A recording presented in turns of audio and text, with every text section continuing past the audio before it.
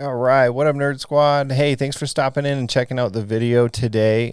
This will be the first video on the new YouTube channel that we're posting. So we're going to do this a little differently than we do the podcast. This is going to be mostly just quick little snippets of things that I want to talk about, a few things I want to discuss, just to keep stuff kind of short, not full-length versions and episodes like the podcast is. But thank you guys for stopping in. Hey, we are just coming fresh off of the end of the Mandalorian. Season 2 obviously just ended. So I wanted to talk a little bit about the one thing that I'm seeing a little bit more when it comes to the speculation and stuff going on and people questioning a few things and stuff of that nature. The main thing that I've seen so far that people are wondering is the Dark Saber and why Bo Katan did not accept it from Din. And obviously the lore of the whole thing goes that you have to win it, in combat to be the possessor of it, to be the leader of Mandalore. I think we all know that that's kind of the way the story plays out. So the question then becomes, why did Bo Katan take the Darksaber from Sabine in Rebels? It was very similar in nature that Sabine offered it to her. Sabine didn't want it. Sabine didn't want the responsibility. She didn't want to be the leader of Mandalore. So she just decided to give it to Bo Katan. And Bo Katan accepted it.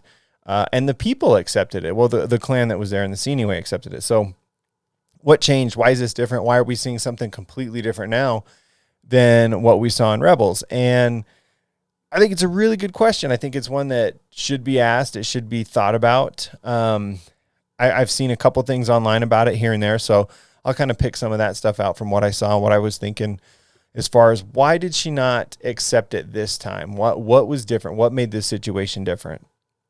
Now, if we go back and look, realistically, Sabine, she came to acquire it not through combat as well. It was still in Darth Maul's possession. He had it at his lair. And if you've seen the episode, or you can just get on YouTube and check it out, after the whole scene kind of takes place, Sabine goes in and retrieves it and brings it out and then begins to learn how to use it and do all those type of things and train with it and stuff like that.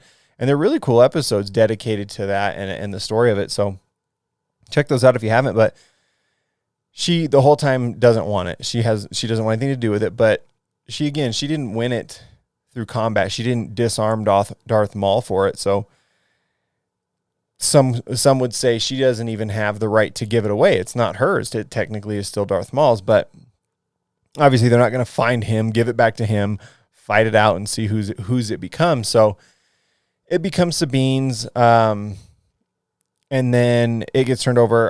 And I wish I should have looked this up. I can't remember the name of the leader at the time, who kind of betrayed a lot of the guys on Mandalore in the series, that Sabine ends up fighting. He ends up getting it from Sabine. They take it from her family, and Sabine ends up fighting her with Ezra's lightsaber and winning the battle and getting the Darksaber. So she kind of gets it in combat, but that's not really, because he wasn't really... he shouldn't have been possessing it either. Let's put it that way. So there's kind of some back and forth of a couple people holding this thing that shouldn't have had it. There was no reason that they should have had it, and they did. So we've kind of gotten a little bit away from the idea that it has to be continually passed down through combat.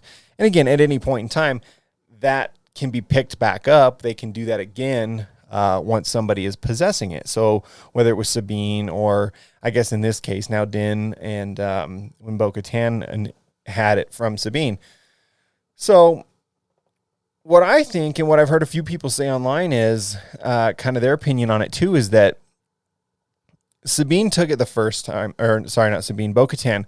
Bo Katan took it the first time from Sabine, and that wasn't the way that it was done, which I was a little surprised by too, with how, the Mandalorian stuff is kind of, you stick to how things are supposed to be. And that seemed like it kind of was, for all the clans, was the lore of the Darksaber, and not so much the removing of the helmets and stuff like that. And we've heard, Bo Katan talk to Din Jarin about that and how it's an old tradition and that's the old way of doing things. So we know there's some kind of give and take. There's a little bit of back and forth on how the Mandalorians go about their traditions and their customs. So again, this one's going to be no different. This is going to be treated with the same regard.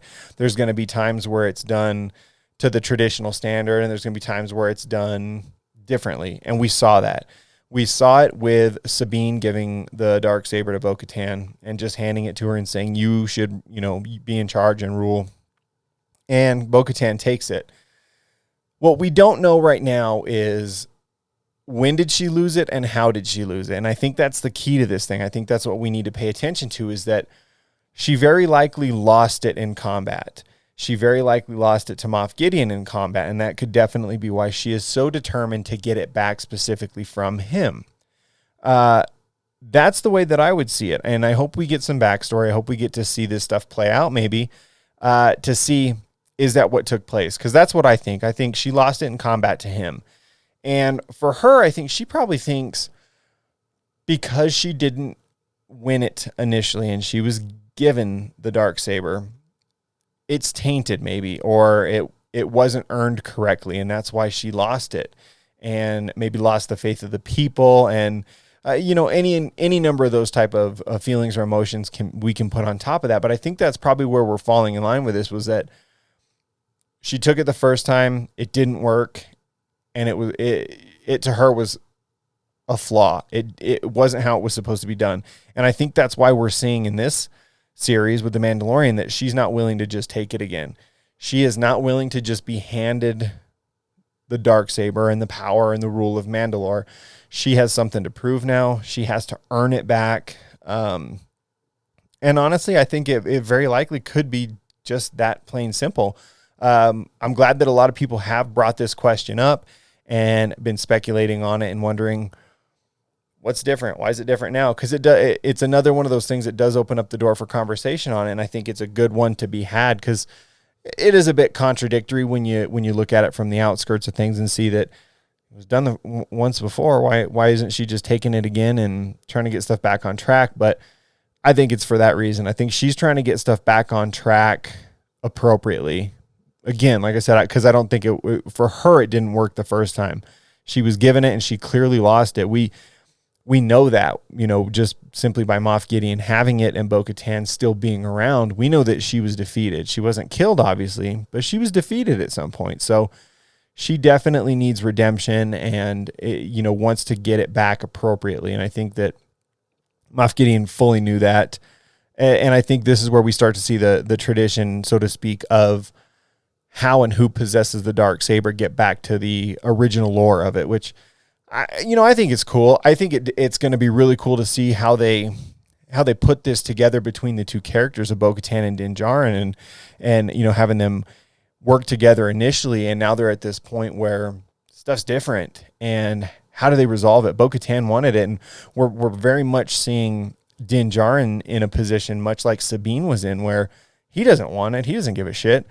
His only mission was Grogu and getting him to a Jedi, and that was very, very clear when he just tried to hand it over to her and said, I yield, take it, whatever, don't care. So I don't know.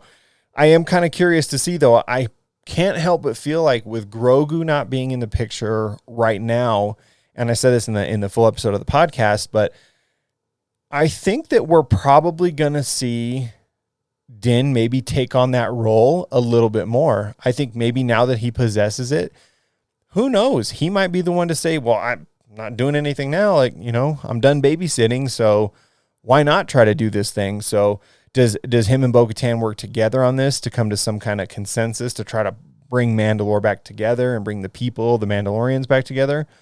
Or does it become an issue? It seems like it might be an issue, in my opinion, to Bo Katan. I think she very much seems like she wants the power.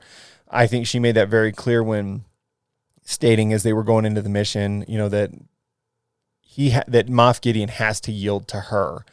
She made it known to everybody that this is the way that it needs to go. So I think, I don't know that I see her as being just the sidekick who's going to help him come in and rule things and try to get stuff back on track. Because again, I think that she's got something to prove now. I think she is trying to save face and her race and her people and her planet and all of that stuff. She has literally the weight of her world on her shoulders. And I don't see it being just accepting that Din now has it.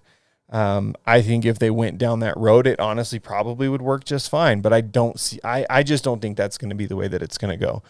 But I don't know. What do you guys think? Let me know. Hit me up on Instagram, Section 7 Podcast. Let me know what you guys think. You can leave comments down here on the video as we get this thing rolling. I appreciate you guys checking out the channel. And I hope to get more stuff out to you guys, videos and podcasts moving forward. Excited to get into some of this new stuff. But let me know what you think. What are we going to see? What's going to happen with the Darksaber? Where does it end up? What do you think between Din having it and Bo Katan wanting it? Does she still want it even? There was a lot going on at the end of the episode, and it didn't really kind of allude to much. She just, when they walked in, was kind of like, what happened? But it didn't go into any great detail on what her thoughts and feelings were about stuff because there was a lot of, other stuff going on. But curious to see and see what you guys think. Check out some of the other videos too and see what other people are saying because there's some pretty cool theories and stuff out there. But I just don't know. But I'm excited to see, and I think that's going to be kind of for me, maybe the path that I see this thing going moving forward is, like I said, without Grogu in the picture, I think Din's got nothing but time on his hands, and this is kind of, just fell in his lap. So who knows? The same thing Grogu, he fell in his lap. So it's kind of just where he's at, and that's what we might see moving forward is how do they progress and what comes of that. So I don't know. Cool stuff, though. Super cool episode. If you guys haven't had a chance yet, make sure you go check out the podcast I did the last episode. I think it's a really good one. It's worth taking a listen. Let me know your thoughts and feelings on everything. Just drop me a comment. But I appreciate all you guys out there in the Nerd Squad that are checking us out and staying with us through everything and continuing to listen. Tell your friends about us. Make sure you subscribe, like, do all that good stuff. Like I said, hit me up on Instagram if you have any questions, comments, concerns, anything you want to discuss or talk about or have me go over. Just let me know. I'm available. But thanks again, guys. We'll see you in the next one.